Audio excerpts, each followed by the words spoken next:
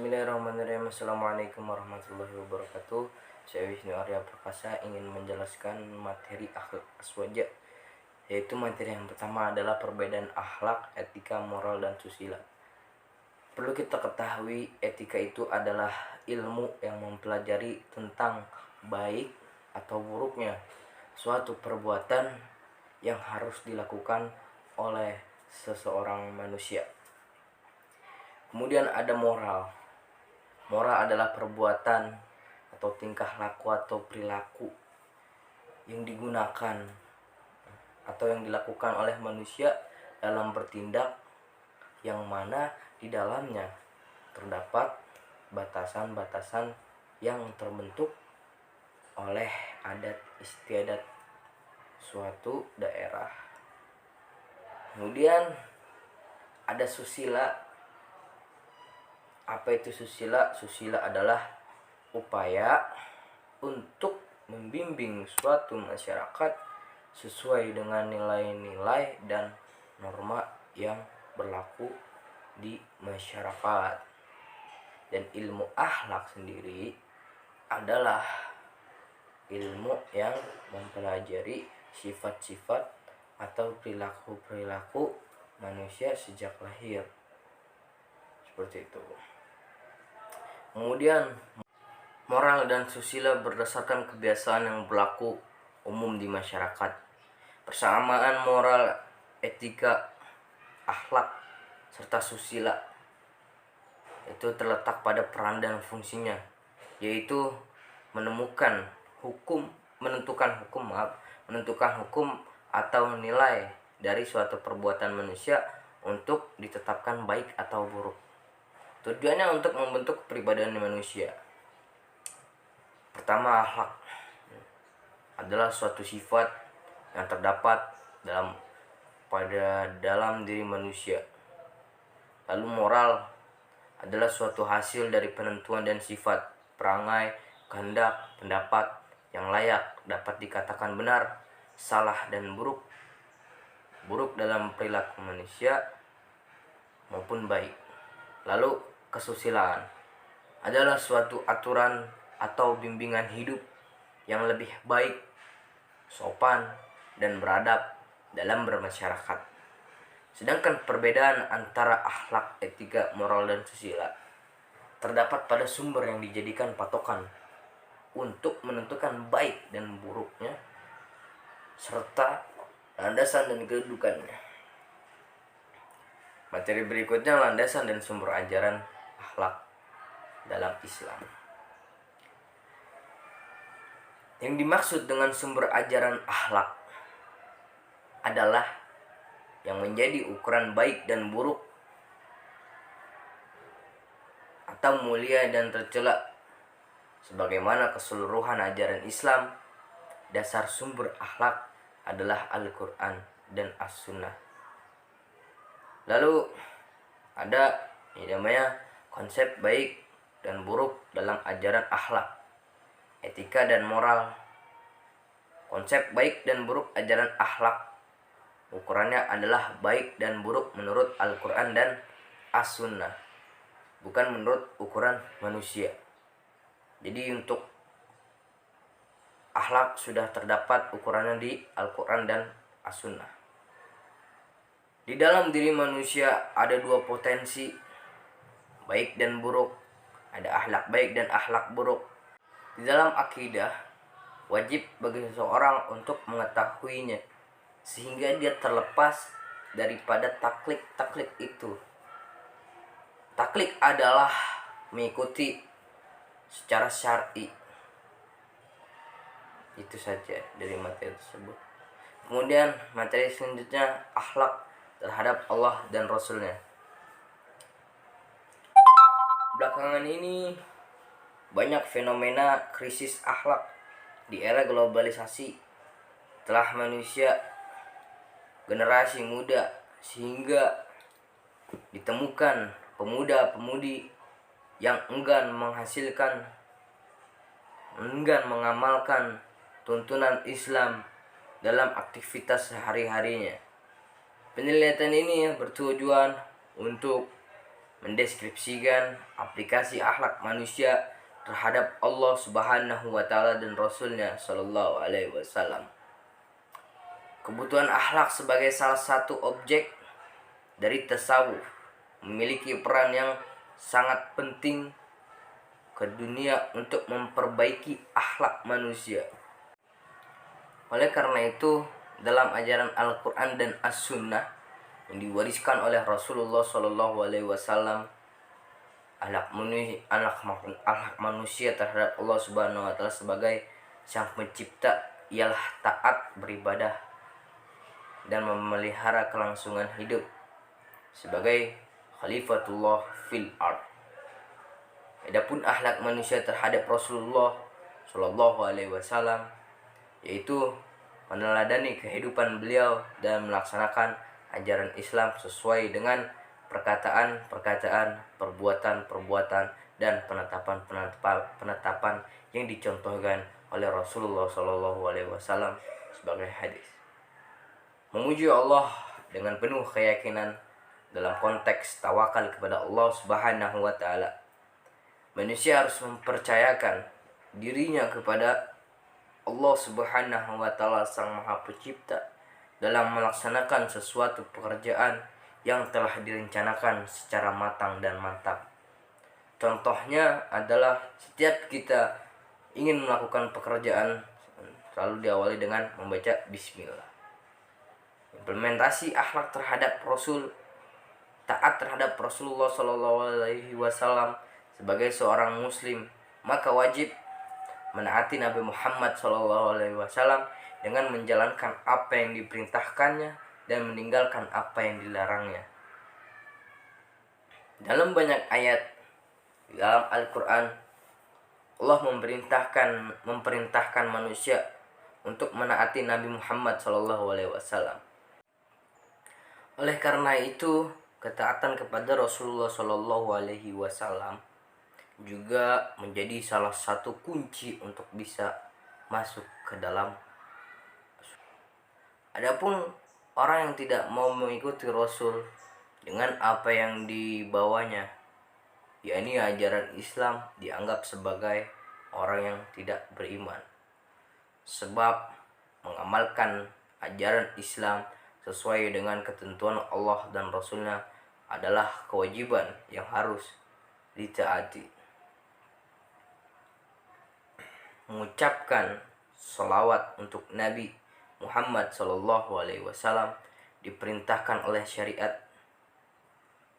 sebagaimana Allah Subhanahu wa taala berfirman, innallaha wa malaikatahu yusholluna 'alan nabi. Innallaha wa malaikatahu yusholluna 'alan nabi ya ayyuhalladzina amanu shollu 'alaihi wa sallimu taslim.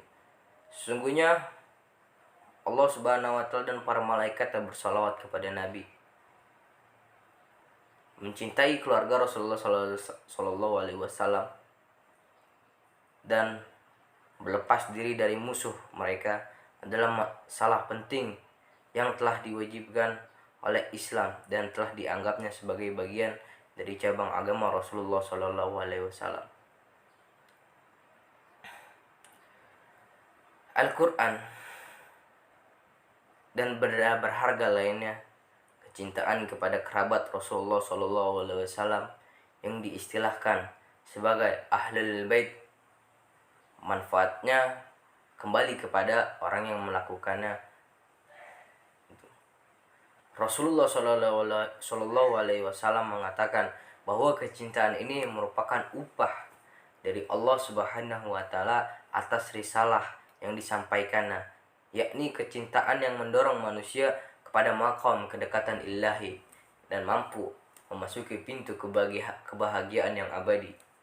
Dalam keyakinan kita Ahlus Sunnah wal Jamaah, mencintai keluarga dan sahabat Nabi Muhammad Sallallahu alaihi wasallam sekaligus memberikan penghormatan khusus kepada mereka adalah suatu keharusan.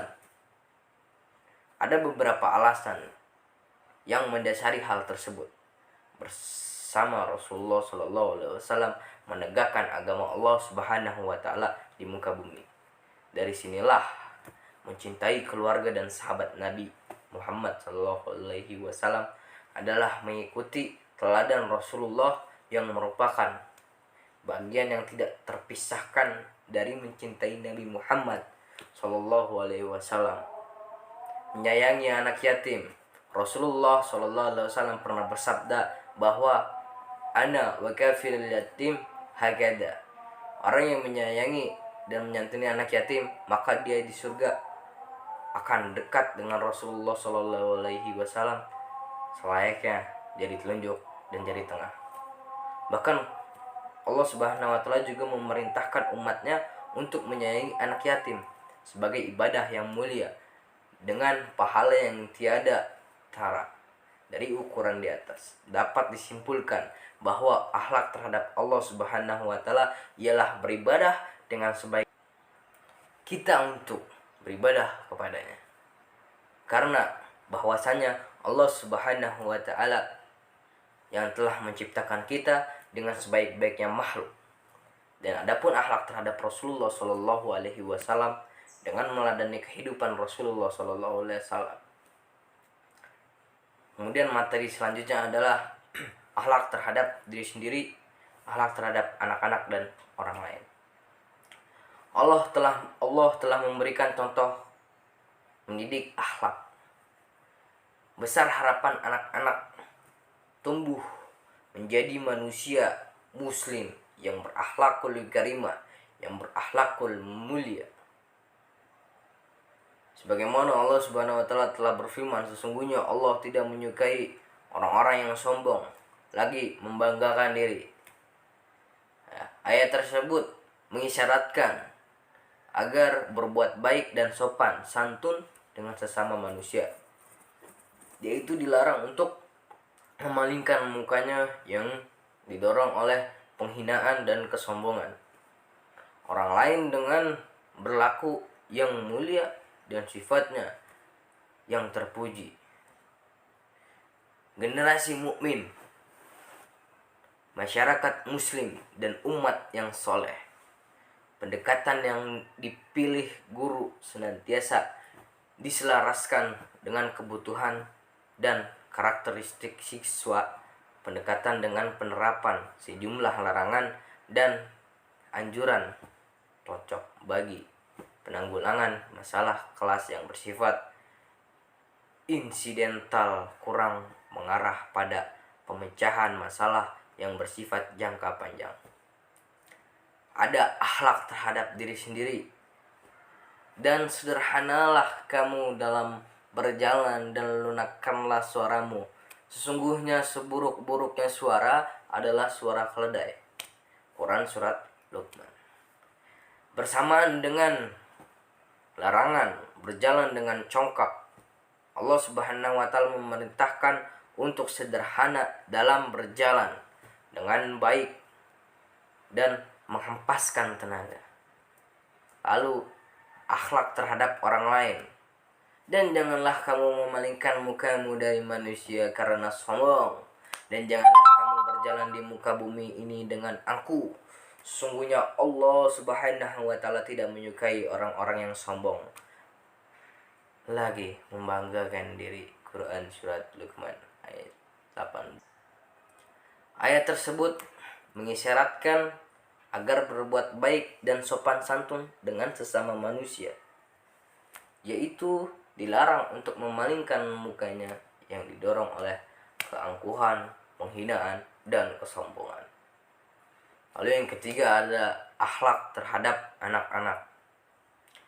Pendidikan yang pertama bagi anak adalah pendidikan dalam keluarga anak tersebut. Al-Ummu Madrasatil Ula. Ibu adalah pendidikan yang pertama, yang terlahir dari keluarga yang baik dan teratur tentunya akan mempunyai masa depan yang cerah, menjadi generasi yang baik. Akan tetapi iman tidak dapat diwarisi. Namun kita membutuhkan kasih sayang dari orang tua, memungkinkan besar anak tersebut menjadi generasi yang sesuai dengan harapan bangsa dan agama. Di samping itu, anak merupakan amanat dari Allah Subhanahu wa taala yang harus dijalankan oleh kedua orang tuanya. Jadi orang tua harus benar-benar mendidik anak-anaknya secara benar agar ia mendapat kebahagiaan di dunia dan di akhirat kelak. Kemudian yang kelima ada akhlak kepada guru, saudara, dan keluarga. Akhlak murid terhadap guru.